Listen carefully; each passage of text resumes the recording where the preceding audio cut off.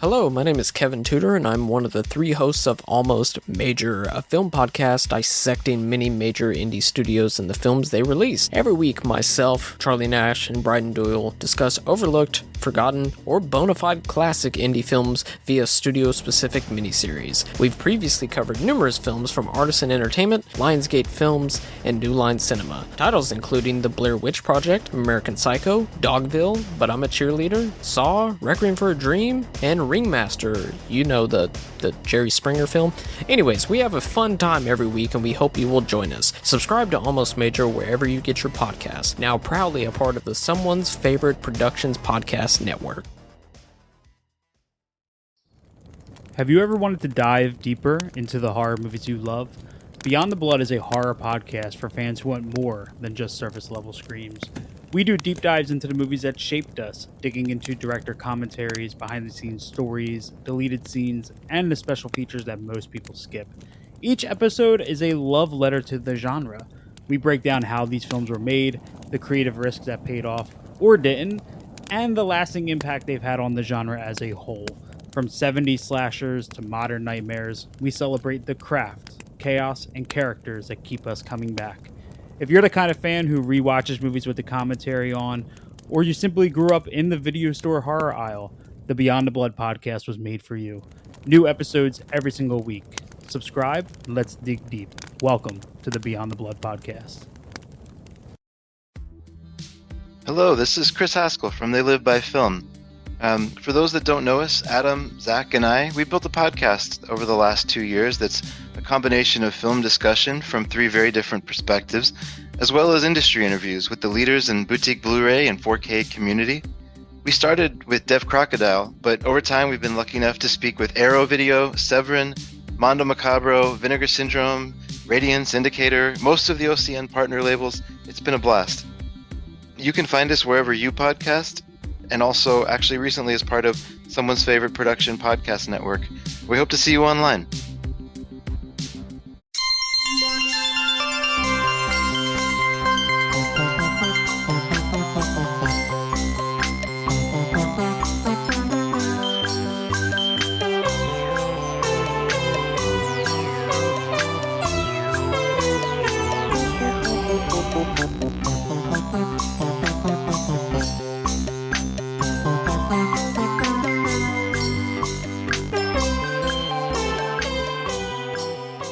Welcome to Rankin on Bass, an offhand joke that became a podcast. I'm your host, Mike White. Joining me is a reptile who wants to take over the world, Chris Dashew. It's true. I am the last dinosaur. Also along for the ride is a silent but very tall native, Mr. Richard Haddam. You are one crazy lady. On this podcast, we discuss the works of Arthur Rankin Jr. and Jules Bass. Usually their stop motion and animated work, but lately we've been talking about their live action films. Specifically this month, we are talking about 1977's The Last Dinosaur, in which the one and only Heck Ramsey, Richard Boone himself, hunts a dinosaur. Oh boy, that's you already have lost the audience. You lost us. I'm not sure that's what this movie was about, to be perfectly honest with you. Really, he is the last dinosaur. When you think about it, he's the last dinosaur. It's like in The Walking Dead. The Walking Dead are the people and the zombies. That's right. Yeah. Guys, just because this has thematic cohesion off the charts, don't mock it. Yes, he's the last dinosaur hunting a literal dinosaur. He's the last dinosaur. That song is embedded in my head. I cannot get over it. Rankin and Bass, huge fans of last things. This is the second last show we have talked about now. Yeah. The first one being The Last Unicorn. So, hey, they're fans of the lasts of things, I guess. Damn straight. Guys, we have gotten so far away from Rudolph. That's a nice way of putting it. It's like when you cross a line and look back and you can't even see the line. Like, I can't even connect what we just watched to, an elf who wants to be a dentist. But see, but that's the thing. Can't you though? Because like you've already mentioned, there is music in this, which is completely out of place. Almost so out of place it would almost feel like a parody if you were watching it today. The music. And then the stop motion, or I guess this isn't stop motion. Yeah, right. I mean, dudes in costumes. Yeah. Dudes in costumes. This ain't the Bumble. No. This is the Bumble would only be so lucky. Oh boy. Yeah. So Richard Boone, the most famous / powerful / richest person. He's basically Elon Musk is what this guy is. He's got his face on magazines. He's got a whole scrapbook of just how fucking wonderful he is. He's, I don't know about Elon and women, but this guy's super sexist and basically just picking up and throwing away women and giving them a gold bullet when he's done with them. He's just kind of an irascible bastard in general. And he doesn't know how to wear sunglasses, right? No, he wears them inside.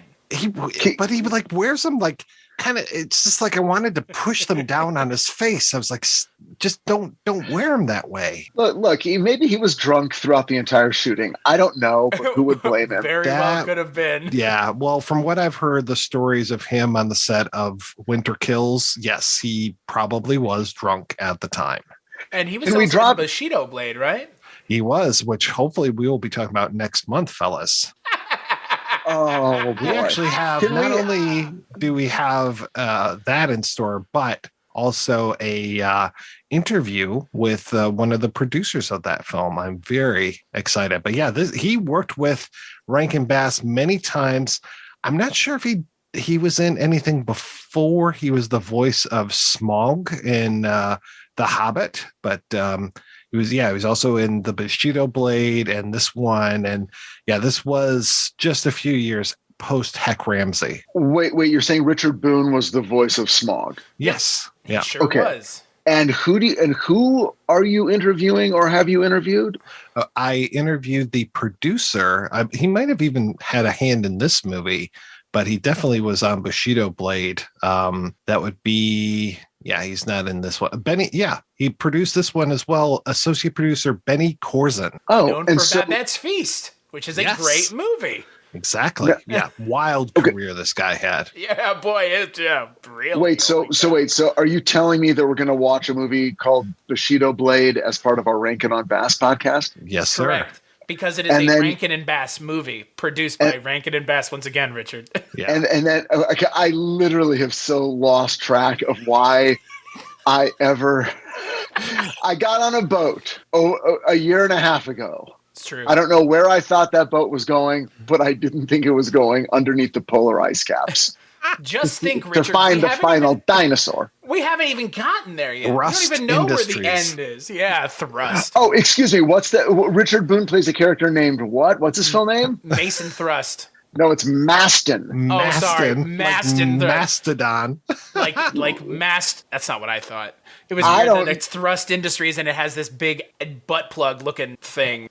Drill dozer that the dinosaur plays with. Yeah. Did you call it a drill dozer or a dildozer? What are you talking? I don't know. The dinosaur could have used it as a dildozer, and it's really funny. There's shots where you see it, it looks tiny, and there's shots that you see it, then they're expected to fit inside of it. Yeah. Mike, you're right. I understand why you watch this movie twice, because it's kind of like that King Kong movie we watched. It's like so that's the thing, Richard. You weren't on that King Kong episode with us. So this is the first time that you've seen like a Kaiju Rankin and Bass movie, right? Yeah. This is very similar. Did you guys do a Rankin and Bass episode without me? Yeah. Earlier last year. Remember when we did the King Kong movie? And was I not able to join for some reason? Probably. It was like a King Kong robot that looked like a monk, that looked like a frog. Right, exactly. Why am I upset about this? I should lowest be rated episode of our show because you weren't there. That's right. Yeah. Give Richard's ego. Well, usually Richard is always out there tweeting and posting about us and just really getting the numbers in from all of his followers. So it's true. It's true. I don't know. That's what I heard. I'm trying, but not that hard. hard. And hey, maybe we'll tap into a crossover audience with fans of either Knots Landing or Dallas with this episode, because Joan Van Ark is here. Damn She's straight. so great. She I love her. is really channeling Gloria, what's her name from Ms. Magazine, the feminist writer. Steinem? She looks like Gloria Steinem. Say again? Steinem. She looks like Gloria Steinem the first time you see her with those glasses and the straight hair coming down. But then she eventually becomes a woman as the film goes on, especially when she's doing a striptease behind a bush. You probably know her by her married name, Gloria Steinem Thrust. Oh, is that what it was? That's why she's been out of the news. They've been talking about her. It's just been the other version. Oh, right. Well, I mean, this, as far as I'm concerned, this should be called The Last Dinosaur, a feminist piece, because it is very clearly rooted in a lot of feminist beliefs and feminist literature. I mean, yeah, there's nothing better than Richard Boone just dismissing everyone, including women, because lol, women, guys. I've never brought a woman on a safari, and I'm not going to start now.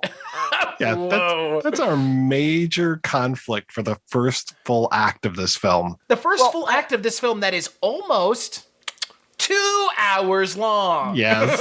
Which is just, at times, beyond insufferable, unfortunately. Yeah. No, wait, I had the best time watching this movie. As did I. Hooting and hollering and just going nuts. And when I watched it again today, I also had a great time. I kept wondering if Mystery Science Theater had ever done this movie, because it is perfect for them. Yeah.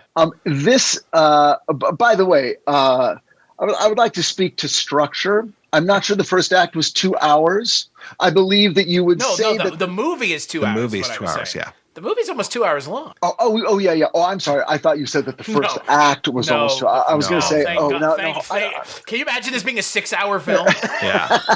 The Last Dinosaur, a true cinematic epic. You're doing your 30, 60, 30 first, second, third act break on this one, I think. I think so, yeah, that's how I would go, I think. But I will say, look, they totally own it. It's not like they're not aware of what they're doing. They're totally aware. It's like, no. The gag is he's the last dinosaur. That's right. And he has outdated attitudes about women. And now we bring in a female character who has to challenge that on some level. And I mean, look, for what the movie's goals were, I'm not going to I can't call the movie a failure. I think it achieved everything it wanted to do. It's just what it wanted to do was a little goofy and old fashioned. Yeah. Yeah, but hey, I mean, it's 77? So it's goofy and old fashioned now. I mean, I guess it was goofy and old fashioned then. I mean, guess, Chris, but I don't know what they were doing in 77 differently than if they were going to do Godzilla. It's going to be a guy in a suit anyways. So right. More convincing suit. This is the year of Star Wars. These are Star Wars level effects that are going on in this movie. I mean, you have to admit, this is pretty cutting edge here. That is shocking. My favorite part is the T-Rex. That is actually my favorite part in the entire movie is the 2 men in a horse suit Triceratops. It is literally the horse gag in a movie. You can tell it's 2 guys, one in the front, one in the back, doing the horse gag in a Triceratops suit. It is so good. That dinosaur fight scene is just, if you're here for something funny, that's what you should be watching, because it is truly just, it's all over the place. That scene is just hilarious and weird and off-putting at times even. Well, look, but that's the moment when Joan Van Ark shows us how dedicated she is to her job. She's a Pulitzer Prize winning photographer who sort of, in a somewhat questionable feministic manner, tricks her way or seduces her way onto this expedition beneath the polar ice caps to where the last dinosaur is presumed to exist. And now that she's there, all she cares about is getting photographic evidence, even if she has to risk her life to do it. So maybe she and Maston Thrust have a little more in common than Maston thought. Oh. So the third part of this trio, because we have 5 people that go on this expedition. The third person is Chuck Wade, who's played by Mike. Get out of here, Mike. He's played by Stephen Keats, who I mostly knew for his role as Jackie Brown in The Friends of Eddie Coyle. He is really good. I really like him, though he's not given a whole lot to do in this, other than basically he gets to cuck Richard Boone at one point. So I was glad for that. He is so great. He's one of those guys you're sort of like, yeah, I know him. I've seen that thing, the space between the teeth guy. I know him from somewhere. He seems very familiar. He was also I guess Charles Bronson's son-in-law, or I guess it was the son-in-law in Death Wish. Yeah. And he was he's also great. in Children's Zoo, Mike. That's right. As one of I believe the parent, the adult male parent, which was one of the better sections of the Twilight Zone 1985. He's okay. I think my issue with him in this movie is just not given anything to do. Right. Yeah. I'm not even sure he's a necessary character in a way. I mean, so necessary. But they don't give him anything to do. That's the problem. But he does have something to do. He's the other guy. Sure. He's the other kind of man. He's the more intellectual, sensitive, enlightened. And so we've got sort of, look, we've got a whole range of male types that Joan Van Ark is sort of the center of the wheel, and they're the spokes off of this wheel. You've got your mast and thrust. Mast and thrust. I know, that's what I was thinking. Sounds like my weekend. And and then you've got him, and then you've got Bantu, and we're going to get to Bantu. Oh my God! Did I have fun saying stands Bantu's up, name? when he stands up, I went, "Holy shit!" They're not kidding. He's 6'10", ladies and gentlemen. He towers over little old Richard Boone. Of course. Believe it or not, he was a professional basketball player. Yeah. Shocking. Right. I mostly knew him for his role in The Fish That Saved Pittsburgh, which was his only other role that he ever had. I'm surprised he wasn't in more. As the strong, silent type, he definitely knew what he was doing. I was actually also a huge fan of Tetsu Nakamura as the doctor who's totally not going to get stepped on. Oh, my God. Yeah. So maybe you guys can help me out. So what happens is that somehow Chuck Wade was on an expedition and he is the only one who survived because he stayed in the ship, I think, in that big drill dildo thing. And he's back, and then, Mast and Thrust has to be like, hey, you saw this thing. It's really there. Yes. Oh, there's a dinosaur and we're going to go after this thing. And Dr. Hazel, I guess, is the guy's name, Sekia's name. And he's like, oh, but you're not going to kill it, right? He's like, no. Even though I am a hunter and have been hunting my entire life and I've got all these stuffed trophies all over my house, I'm not going to hunt this dinosaur, as he says with his fingers crossed behind his back. And it's like they somehow drill, is it like through the ice caps? Because it's very much a Journey to the Center of the Earth type of thing, or the Lost World type of thing that they're doing here. They go under, and they come up in an underground lake that ends up also having sky. The sun, yeah. It's you know what? Let's just call it what it is. It's their attempt to do what that King Kong versus Godzilla movie did last year, which was Hollow Earth. That's kind of what it is. But this was much better. Yeah, the movie? Yes. Yeah. Oh, yeah. Actually, yes. Yeah, I would agree. Yeah, 100%. I would watch this 8 times over Godzilla versus King Kong. Hell yes. I would too. This one made a lot more sense, even though the dinosaur, to your point, changed sizes quite a bit. He's still... Oh my God. It was so much fun to watch this thing, especially when they're going up against the dinosaur. I mean, we can talk about the whole rock around the tail thing later, but this movie just had such amazing set pieces. I was here for it the entire time. I think my only issue with the movie is it doesn't do a very good job of letting the audience know that time has passed. That's true. Yeah. Because it's months have passed. They have this weird if they don't hear from us, they're going to wait 6 months. It's well, they say 5 days at first. Yeah, but it's clearly not days. Oh, yeah, no, it is wildly different. First it's 5 days. Then some stuff happens. Then it's we fade out and fade back up.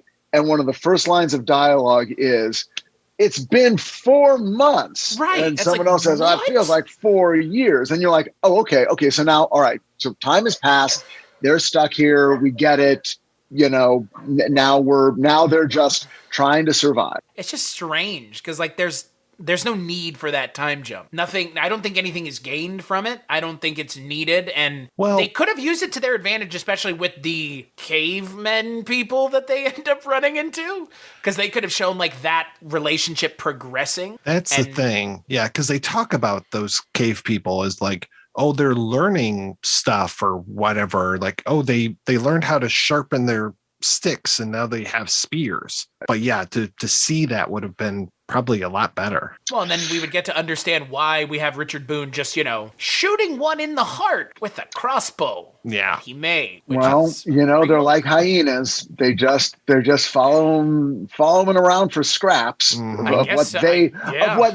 apparently they're more successful hunters having been in this area for a few weeks than the people who have apparently been here for generations. Their whole lives, ostensibly. But still, they got to follow Richard Boone around just to eat the scraps. Right. I'm so sorry. I called the Dr. Hazel, but Hazel is the one woman native who keeps following them around and taking things that Joan Van Ark leaves behind. Like her purse and all that. When she took the purse, she's a woman, put it around her head, I lost my shit. I really could not stop laughing. And there's even moments because like as they're progressing through this landscape, there's even a moment when Joan Van Ark drops her sweater. And I was like, okay, well, we're going to see now the native girl pick that up as well. No, we're just going to assume that she did that because then we get to see her putting the scope for the rifle in the purse. And I was like, is that ever going to come back, that scope for the rifle? It does a little bit when she's trying to sleep with mast and thrust. But that scene, holy cow. That might have been the most uncomfortable scene. That was pretty bad. Having this Very poor strange Japanese lady in bed with Richard Boone. Well, she tries. I mean, here's the best I can figure. It's like she sort of understands he's the alpha male. So she goes to mate with him. And then he doesn't want any part of her because what does he say that she smells like? I mean, it's like really upsetting. It's like, what the hell are you doing in my bunk? That smells like some sort of like animal or something. I mean, it was pretty rough considering that, I thought Hazel was kind of cute. So yeah. Well, and it tracks. I wouldn't have kicked her out of my bunk. No, it tracks that all of these natives that are in this land are all basically just Japanese actors with like freight wigs on and spears and extra hair, kind of fake teeth too. Yeah, fake teeth. Yeah, because this is a Japanese co-production. This is very much like, to your point, Chris, that King Kong Lives movie and like all of these other live action films where you've got half of the crew is Japanese, and so that's why it tracks that this is a kaiju film and that the T-Rex actually uses Godzilla's voice. Yeah. Well, and that's the thing. I mean, it is so much just a kaiju movie. This is not the kind of movie that they're making in the States in 1977. This is the kind of film they're making in Japan. And it's interesting. And Richard, you gave us that Rankin and Bass book and I was looking at it and they didn't say anywhere why. I mean, outside of the fact that they had already worked with a Japanese company, they didn't say what was like. Well, they were like, Rankin and Bass were really into kaiju. They don't say anything to that effect. It's just like, well, they were already working with. So I really do wonder, like, was it just like we just happen to be working with you guys and this is an opportunity, or if there was like a motivation behind the scenes, because again, now this is the third, because there's also the ivory ape, which is about a giant gorilla that Jack Palance fights. Right. Well, all of those, I mean, even the animated stuff was all Japanese co-production. Even I would say some of the Animotion stuff had Japanese people working on it. Well, that's what I'm saying. Like the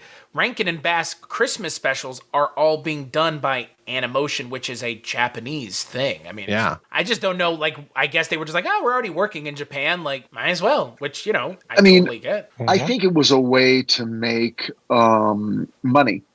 Yeah, I think it was just sort of like, well, okay, we can provide an American star. You provide some of the production facilities and mechanisms, and we'll do it. It'll play in America. It'll play in Japan. And because it's a you're calling it a kaiju movie, which is how we would describe it now. I'm not even sure Americans would describe it that way then. They'd say it's a monster movie or sort of a Godzilla style movie. And that was its own subgenre of action, thriller, horror. And so I think they all sort of felt like, well, we're not going to lose money on this. And the weird thing is apparently it aired on ABC some night in 1977 as their, movie of the week, The Last Dinosaur. I mean, again, that would have been weird to go to see Star Wars and then come home and watch this that night on ABC and go, these movies were basically made the same year. As far as I know, this was supposed to get a theatrical release. Yeah, it was. It didn't in America. It didn't, but I think it did overseas. Okay. Probably.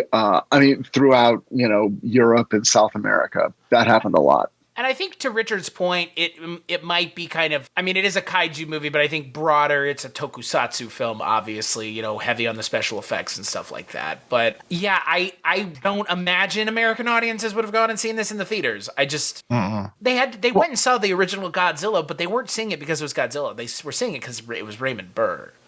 Because they forced his ass into that movie. So I have a hard time believing that people were like you said, Mike, I'm going to go see this. Well, not knowing what it is. Not if Star Wars is burning up the screens, that's right. For sure. Right. Well, but if you were a kid in the 70s, as I was, there was a lot of sort of like, is it rated G? Is it playing at the mall? Okay, you guys go in there for 2 hours while the mom goes and does some shopping. Right. And it didn't. It could have been Close Encounters of the Third Kind or this. It really didn't matter. Yeah, it was. There were a lot of. What was that one, Richard? The People That Time Forgot. There were a lot of really bad sci-fi films that were playing theatrically. That you can go see Star Wars, but after you see it like 10, 15, 25 times, maybe you want to try something else. And man, there were plenty of awful movies. I remember going to see one of those like sharksploitation movies in the theater in the early 80s. So it's just like, there were plenty of awful movies being shown theatrically. Yeah, and that's why it would have fit right in. But as a kid, you always sort of you always knew like the difference between this or something like this and a Disney movie. Like you always knew you were going to be sort of better off with a Herbie movie or a World's Greatest Athlete, Dexter Riley even. Mm-hmm. Yeah, something with Kurt Russell, it's sort of like, okay, well, that'll at least kind of have some level of quality to it. Mm-hmm. I like that this was released in the UK with as a double feature with the edited version of Sorcerer, of all things. Yeah. So when I think of this movie, I think of William Friedkin and Roy Scheider transporting explosives in South America. Mm-hmm. Yeah. Movie I have never seen, would love to make time to see, but it's pretty great. And then as a 10-year-old, you'd be like, well, the Dinosaur movie was cool. Yeah. And then they show this really boring thing about these old guys. 2 hours too. Can you imagine going and seeing this and Sorcerer together? It's like 4.5 hours of entertainment. Yeah. That'd be the greatest thing ever. The double. I just want to know who watched this movie was like, well, the only double feature we could think of is Sorcerer. Well, the other thing is that there used to be a thriving drive-in market in America. And this is classic drive-in fare. Yeah, that's fair. But see, that's the thing. In the United States, it never got released theatrically, which is a shame. I do kind of feel like it is a shame because this is the most, I think, aside from maybe King Kong Lives, I think this hangs together better than the Bermuda Depths does as a singular narrative from start to finish. Mm-hmm. Yeah. We're not asking questions at the end of this, like, what the fuck happened? Because at the end of Bermuda Depths, we were genuinely confused as to what the point of the film was. And this is like, I get it. I get what they were going for 100%. No question. And I think because this one weighs more heavily on action beats and as crude as the quote unquote romance elements of it are, at least it's not central. Like romance was central to Bermuda Depths. And I think, again, when you're making a rated G movie that's a lot to ask of a 10-year-old to be super into or even cognizant of a story of, love from the mermaid, from the depths, from child. It's like, what? This is boy girl stuff. I don't like it. Where's the dinosaur? So I think this one would have appealed to, I think that's why it appealed to me now. Yeah. Did you guys look at the interview that Joan Van Ark did a couple of years ago regarding her time on the set of this film? No. It's pretty interesting. Yeah, it's linked through on the Wikipedia, but a website called Vantage Point Interviews did an interview with her about 3 or 4 years ago where she talked at length about the movie. Apparently, Richard Boone was great to work with. So was Alexander Grasshoff, and no one here should be surprised that none of the pre-production crew spoke any English. But apparently they were beside themselves when she showed up because she was a blonde actress. So, which obviously there are no blonde actresses in Japan. That's true. Yeah. But apparently it was also a William Morris movie. So that might answer why people are in this movie that are in this movie, or why this movie. I don't think this movie failed. I just don't understand why it didn't get released. They released they didn't release Bermuda Depths. It was also a TV movie. Mm-hmm. But what's weird is why they would have thought that this was going to be able to be a movie to begin with when Bermuda Depths came out before this. Is that right? Mm-hmm. Or is this? No, this is after. Excuse me. This is the next year. King Kong Escapes came out in theaters, though. Oh, yeah, definitely. No, this was, I think, so they had done, King Kong Escapes in 1967, and that was Universal Pictures, I think, that did that one. And then they had Marco, but I believe that was for sure a TV movie. And then, I guess, they even released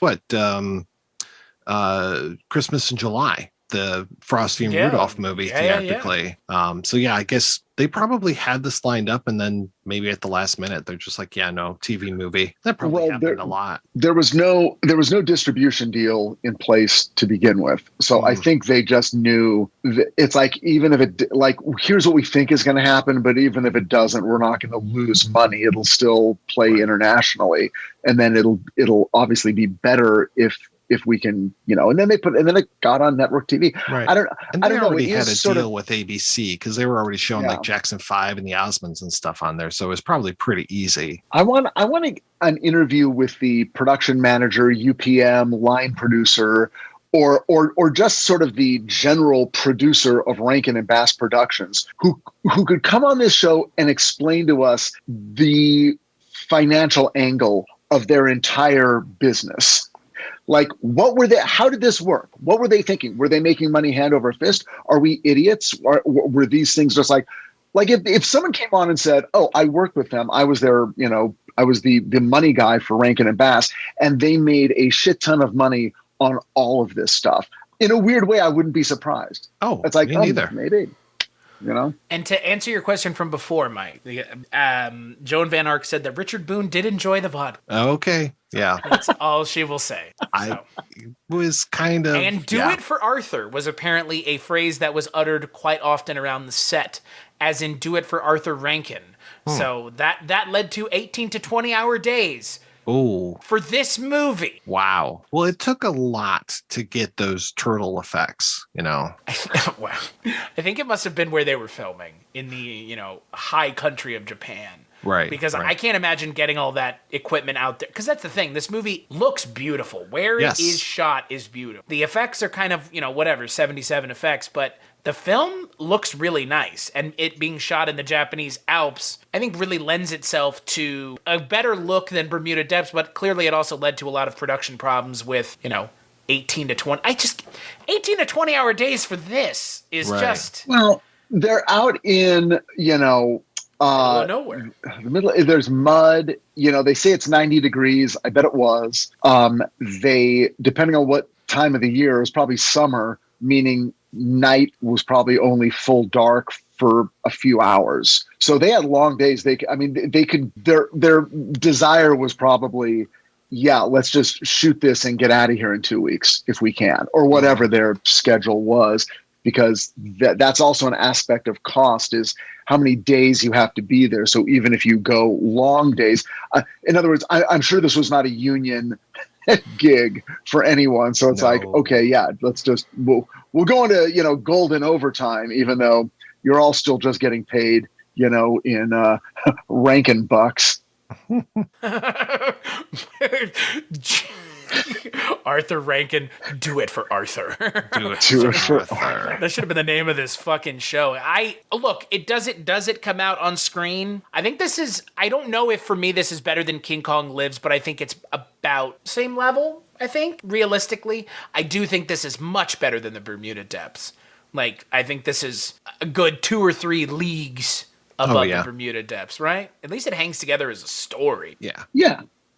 And I'll say this, and this is, I'm about to make the stupidest comment of all time, and I hate it when people say this, but it did occur to me when I was watching it. It looks like they were having a good time. Like, seriously, the Japanese actors playing the cavemen, at a certain point, I'm like, you know what? I bet they're having a blast. I bet they're just doing these shots. They're half naked. They're all going back to, base camp. Everyone's getting drunk. Everyone's sleeping with each other. God only knows what Joan Van Ark was up to. God only knows was Richard Boone's keeper there. Did someone have eyes on Boone? I doubt it. I doubt it. I really doubt it. I highly doubt it. Stephen Keats, I'm sure he came back with stories and several, incurable venereal diseases. I mean, come on. I mean, that is the thing about these kinds of productions is the stories that come out of them with these American actors that go overseas is really what you end up gleaning all of your kind of information from. Because looking through all the information about this movie, I didn't find a lot of Japanese takes on it or that production side. It was a lot of like the Joan Van Ark interview, talking about, because she seems to be the only one who has ever gone on record talking about it in recent memory. So there is that. Well, unfortunately, Richard Boone, I think his last movie was the Bushido Blade, and then it sure was. Poor Stephen Keats, is it? He died in 1994. Yes, he unfortunately took his own life. So, which is a shame because again, he has a great role in this movie. Again, I just wish he was given more to do. I think you could make this movie better by combining the Richard Boone and Stephen Keats character into one character, and not having to have the Joan Van Ark character have a male third lead. And I know that's at the time that's not a thing that's going to happen, but you needed, I'm gonna push back, because I'm gonna say that again, and forgive me if I'm taking the movie too seriously, but you need the Chuck Wade character to further understand the Mast and Thrust character. Even though the character is named Mast and Thrust, you still need to understand him a little better. I agree. I just think they should have given him more. Well, they could give him more, and they could have made. I think the way to give him more is to give that triangle more. Right. And at a certain point, look, for all we know, there were scenes left on the cutting room floor because someone said, you know what? At the end of the day, it's about the dinosaur and fighting the dinosaur, and let's just have more of that, and we don't need 12 extra minutes of understanding Joan Van Ark's heart being torn in 2 directions by what is clearly the father figure that she has not come to terms with, because it was her father who would take her hunting and taught her all that stuff that she could pull out of, her hat to gain credibility with Mast and Thrust. He was completely shocked that she knows about hunting and guns and calibers and all that stuff. And then the other guy who's just, who's the other guy who's sort of the rational modern man who's like, look, I found the spaceship. We can get her the Drildo. We can get out of here now. We should leave immediately. And I really liked that. And I totally bought when Maston was like, I'm not going. I'm going to stay here and die like Ernest Hemingway fighting that dinosaur. Yeah. And it's great. He Ahabbed himself. He Ahabbed himself. Was very Ahab. Yeah. Total Ahab. And the end of the movie was just like weirdly, like, it's like, oh, okay. So he's there, and there's Hazel kind of sneaking after him, and we're left to understand what will probably become of that relationship. And it's like, well, old Dinosaur knows his world. He's found it, and he's at home there, and God bless him. Mm-hmm. And the others go off to the modern world. I wish they had maybe given us a little bit more context as to how Richard Boone feels out of place.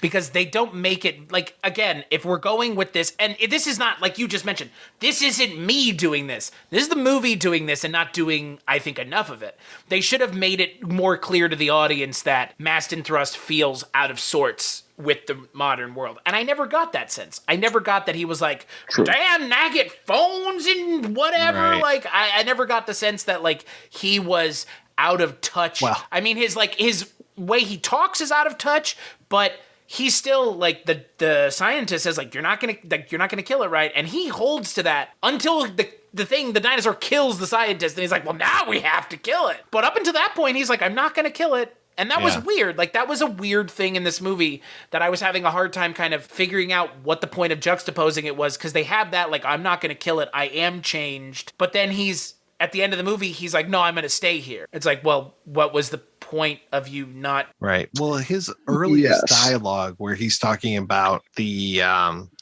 Loch Ness monster and how it's probably already been put onto an endangered species list, and that he's just so upset that, pretty soon they're going to put the cow on there. He's very much a dinosaur when it comes to all this stuff, where it's just, oh, why can't I hunt anymore? This isn't any good. I kind of thought that they did give him enough, but I would say that with the relationship, like when she first finds solace in Chuck Wade's arms after that incident with the turtle, and it's like, okay, well, I guess they're a couple now, and then that goes on for a while, and it takes like 45 minutes before Boone finally realizes, or sorry, Thrust and Mastin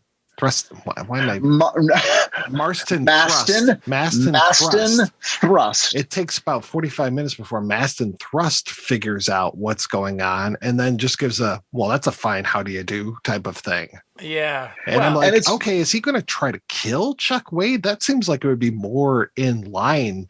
Like, give me a scene where he's got his gun up and Chuck Wade is just like, wait, no, I swear, I'll let you have her, da da da da da. And then, like, you realize, oh no, he's shooting at this pterodactyl above Chuck Wade that's going to snatch him up and kill him. Whoa, nice, Mike. Thank I like that.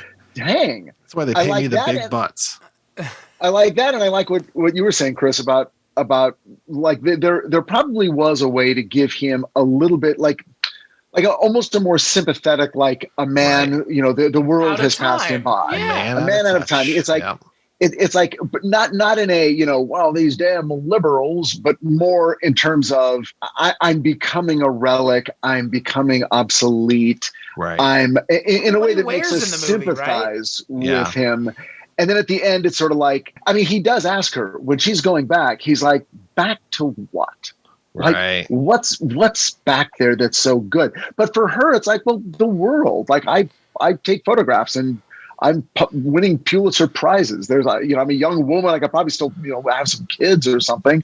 I've got a lot to go back for. But it would have been nice if there was just a little bit more melancholy of, he's like, when I left, I knew I was never coming back. Right. So you guys go back. God bless the two of you. I'll be, the godfather to your kids. Send me a postcard with another dildo. I'm going to stay here.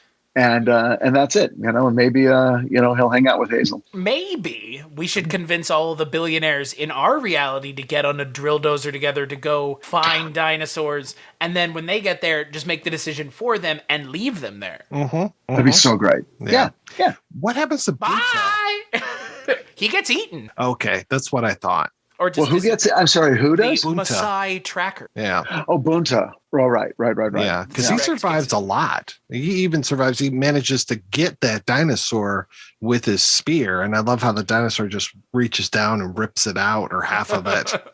That dinosaur is pretty tough, man, because that Triceratops just comes right along and just bops him right in the stomach. And you hear the noise of the horns going right into him. But there's no bleeding, nothing. He takes a header with that big rock at the end from the catapult. When he when he goes off his feet, he like flips up in the air. I was like, yeah. Wait, are you talking about with the rock and Yes. the string? I laughed so fucking hard. Oh my God. It was the like rock the and the string. pratfall of pratfalls.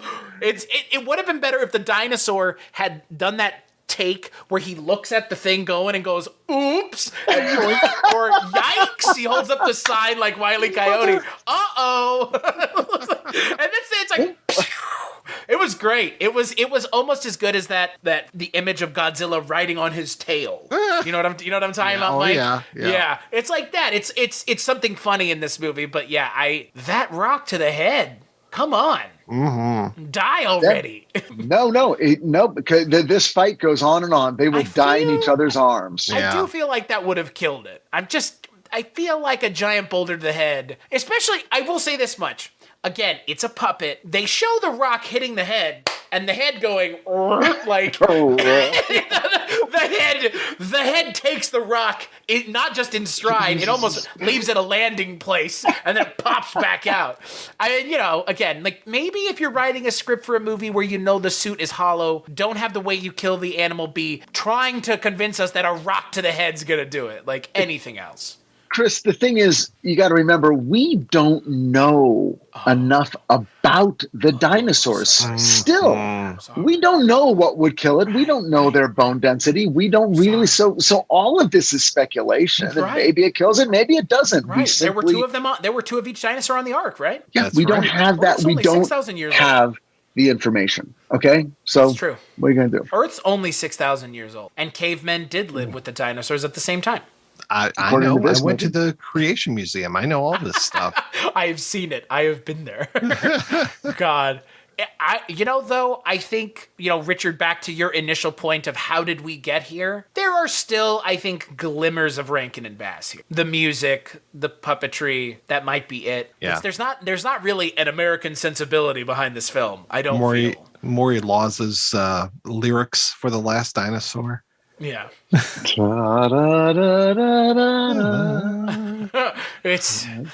that the requirement? Like, if we produce the movie, there has to be a song. Oh God, yes. Right? Is that what it is? Is that what it was? Yeah. I don't remember a song for Bushido Blade, but maybe there is one. He was a Bushido Blade. It's just the title of the movie. Song. Isn't it been the same song this whole fucking time? Just with different lyrics? It was the last unicorn. I mean, the flight of the dragons. I mean, it's all the same. If they could have somehow adapted "We're a Couple of Misfits" and made that the song, No, it's "We're just a couple of scientists." Going to look for a dinosaur. I quit. A dinosaur just ate me. There you go. See, we wrote it for them. Mm-hmm. I do wonder if these movies had been more successful, if we would be having this conversation at all, or having a conversation about this movie, because there is a universe where Rankin and Bass are still making movies today because these live action movies were successful. And it's unfair because, again, this movie is distributed by Toho in Japan. Toho has a track record of success in Japan. And I think that, Rankin and Bass wanted a piece of that. And I don't blame them. It's too bad it never really went anywhere. Because like you said, Mike, these movies are a hell of a lot of fun. I don't take them very seriously, but they're a hell of a lot of fun to watch. And I don't know if we've talked about this, but in the 70s, like there were so many different sort of models of American filmmaking. Like there was the studio stuff and there was Roger Corman stuff, but then there was like American International that made movies like In Search of Noah's Ark and The Mysterious Monsters and those sort of, faux documentaries that were kind of like In Search of. But they also made like there was it was just a way. It's like if we make a movie for less than a certain amount of money, we can get it into theater. And then they did this thing called four-walling that American International would do, where they would just buy out these theaters and heavily advertise on television in local markets. and make a killing in the first couple of weeks, keep the profits, and then move it on. It was like a road show, just keep moving it around the country. And they did, I think they did it with Billy Jack, and they made independent films. Yeah. Would do that same methodology. Yeah. Yeah. So there were like, there's all these different like theory, which is why I'm always trying to figure out, like, there had to be a model where they were like, well, this movie did it and that movie did it. And we all know no one's getting an Academy Award, but everyone gets to buy a boat. If we just make this move, you have to go to Japan for a while, but believe me, you'll have a swimming pool at the end of this. And then everyone signed on and said, okay. Do it for Arthur so he can move to Bermuda. Yeah. Yeah. Do it for Arthur. I was going to say, because, I don't know if a lot of people even listening, well, we probably have an older audience on here where they remember that films didn't open wide all at the same time. I mean, it was, to your point, Richard, it was very much that it's here in Detroit, and in 2 weeks, maybe it's in Toledo, and in 2 more weeks, maybe it's in Chicago. I mean, literal moving of film prints, like just a few prints. And then by the time you get to another market, the print's going to be beat to shit, but we're still going to keep showing it. Maybe now that becomes the drive-in print. That's Bob Shea for you. I mean, that's New Line Cinema and Reefer Madness. I mean, that's literally how New Line got their start. So exactly. This movie was distributed internationally by CIC, which is funny given the CIC issue, what was it, like 9 years ago with Sorcerer? You remember that? Where CIC was Universal and Paramount, and they released Sorcerer, but nobody had the rights to Sorcerer. Universal was like, it's yours. Paramount was like, it's yours. And William Friedkin was like, whose is it? Right. And so he like sued him. I'm pretty sure this was like a couple years ago. But it's weird that this is the movie that got released with Sorcerer in the UK. Yeah. It was this and Sorcerer together. But Sorcerer had this whole thing with CIC, and like they didn't know because it was how they released their movies overseas, right? Universal or Paramount and Universal. So however they released them overseas, they didn't know who had the rights in the United States anymore to Sorcerer, the theatrical rights. So right.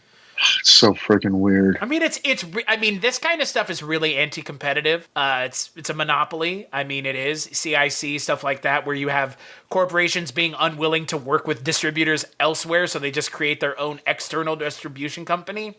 I feel like it's kind of scummy business, but yeah.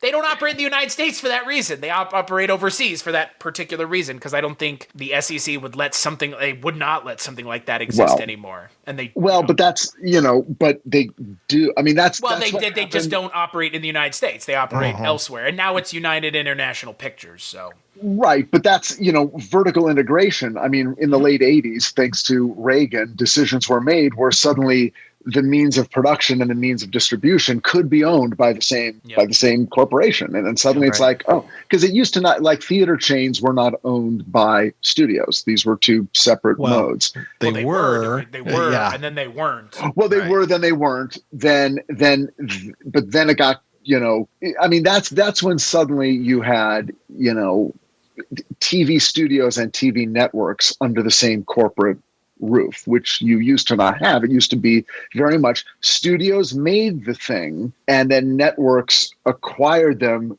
for exhibition, and they made their money solely on commercials. That's how we make our money, but we don't own it. But then that changed, and it squeezed out a lot of smaller production companies, including the very first writer-owned studio, Stephen J. Cannell Productions. So he made a lot of money for a little while in the 80s until that act of Congress changed it. And then suddenly it's like, oh, well, now studios can just, or networks can have their own studios. And it made buying from outside studios less advantageous. So why invest in someone else when we can invest in ourselves? So anyway. Exactly. And I mean that, when we talk about something like The Last Dinosaur or any of these Rankin and Bass movies, I do appreciate that they're not just known for, at least with us and our show. I do appreciate, Richard, you do joke about it, but I think it is kind of pertinent to talk about these movies only because nobody is talking about them. There's an interview with Joan Van Ark 4 years ago, but The Last Dinosaur, King Kong Lives, the Bermuda depths. These are things that Rankin and Bass clearly had a vested interest in. Arthur Rankin Jr. and Jules Bass are still making the decisions here, and they were the ones making the decisions with those Rudolph the Red-Nosed Reindeer things 20 years earlier. So, and a movie like this actually does have a weird, like my father-in-law, John Goodwin, who spent his entire career doing makeup and appliance makeup for movies, everything from John Carpenter's The Thing. And then he won an Emmy on CSI for doing The Cadavers. But he's obsessed with dinosaurs, dinosaur movies, all this guy. Like, I'm sure he's seen this movie just on his own. I'll ask him, oh, yeah, well, done. If not, Richard's going to be the new, the great son-in-law. He's going to be like, you introduced me to a new movie. Yeah, it points to the father. Richard, Bobby, I love it. I love you. Dinosaurs! Come I don't know. ear. Why are we assuming Susan's dad is Jewish? Susan is not Jewish. Oh, it's not Susan. This is actually my ex-wife's ex-father-in-law. Stepfather. So yeah, but a part of my life for 50 years. Or 40 years. And but he loves this kind of thing. And it's like if you're into Ray Harryhausen, if you're into, that kind of movie, which of course doesn't really get made anymore, then this should be in your queue of things to watch. And I mean, it's hard to say, if you love Rankin and Bass, you'll love this, because I think most people go, well, I love Rudolph, so I guess I'll love this. Well, nobody even realizes this is Rankin and Bass. Like, you'd never in a million years. And by the way, did we call out that our buddy Alex Grasshoff also directed our favorite show? Many episodes of Kolchak, yes. Didn't we? I think we may have. Did we mention that? I think we did mention it when he directed Boosh. He directed something we just talked about. Right. Was it? It wasn't Barney Miller? Sins of Dorian Gray. Yeah, it was Sins of Dorian Gray, I think. Was it? Okay. Was it? I don't know. It may have been. Yeah, it may have been. And then they brought him back to co-direct this with a Japanese director, which makes you wonder now I'm even wondering, well, did production divide up? Was there okay, we're going to do 2 weeks and then we're getting out of here, and then you guys do all the shots involving a dinosaur. Yeah. But by then, Richard Boone and Joan Van Ark will have been back in Beverly Hills for a month and a half. Right. Mm-hmm. Yeah. I don't think he had anything to do with Sins of Dorian Gray. So yeah, I am curious. Maybe just while we were talking about this last month, we said, oh, hey, we're going to talk about this movie they're co-directed by Grasshoff and all this stuff. It was not Dorian Gray? No, he did not helm that one. That was Tony Maylam. Mm-hmm. I think it must have been when we mentioned this movie last month. Right, I think so. Yeah. I tell you, just when I think I've come to the end of my Rankin and Bass rope, you guys, you pull me back in. Now I'm all excited about Bushido Blade. As you should be. It's got Sonny Chiba and Shiro Mifune in it. And Mike Starr wearing an incredible Amish beard. Oh, Amish beard? Yeah. I'm in. It's great. And Richard Boone is back as a sea captain, barely in the film, which is probably a good thing. And whatchamajiggy? James Earl Jones. That's true. Yeah. Barely in the movie as well, but also fantastic to see him show up. Yeah. Does that sound like fun, Richard? It does. I can't wait. And it's Richard Boone's last film appearance. What a proud farewell. It might be Richard Haddam's last appearance on this podcast. This is not only Richard Boone's farewell, it is also coincidentally my farewell. I always feel like I'm right up at the edge of the ledge, and I'm just ready, and then I watch. Ladies and gentlemen, don't let this man, Richard Haddam, lie to you. He enjoys talking about Rankin and Bass with us. He loves talking about these giant dinosaurs getting smacked around with rocks and Pratt falling down cliffs. Richard is a fan. Come on. Yeah, I wasn't, I always go into these things with oh boy, what am I always look at the time? It's an hour, 45 minutes. What? Out of my life. And then Richard, halfway through, I'm like, quiet kids. I'm trying to watch an important film. This movie has dinosaurs and giant drill dildozers. I need to know who Joan Van Ark will sleep with eventually. That's right. Did she sleep with Richard Boone in this movie? Oh, yeah. Or is that just hinted at? No, definitely they were sleeping together when she was. What a strange feminist message this movie tries to have, then, huh? But no Bunta. No Bunta. Poor Bunta. I kept waiting for him. Bunta and the dinosaur, man. I mean, I was waiting for him at the end to finally be like, I could talk this whole time. Oh, he just assumed you couldn't speak. Fuck us. Me and Hazel are going to run off together. I love that that's his voice. Yeah. I wish to see that version. See, it's like Basketball Jones. Yeah. Mike came up with a better movie than this. Just have Bunta be the lead. Yeah, there you go. Yeah, why not? Why not? Bunta and Hazel against the dinosaurs. Yeah. 2 silent leads. Or maybe they just ride on the back of the dinosaur. Right. Yeah. Hi-yo Dinosaura. Oh, man. Jeez. Richard, I know you've been enjoying the movies we've been watching, and Bushido Blade is coming soon. Coming next. All right.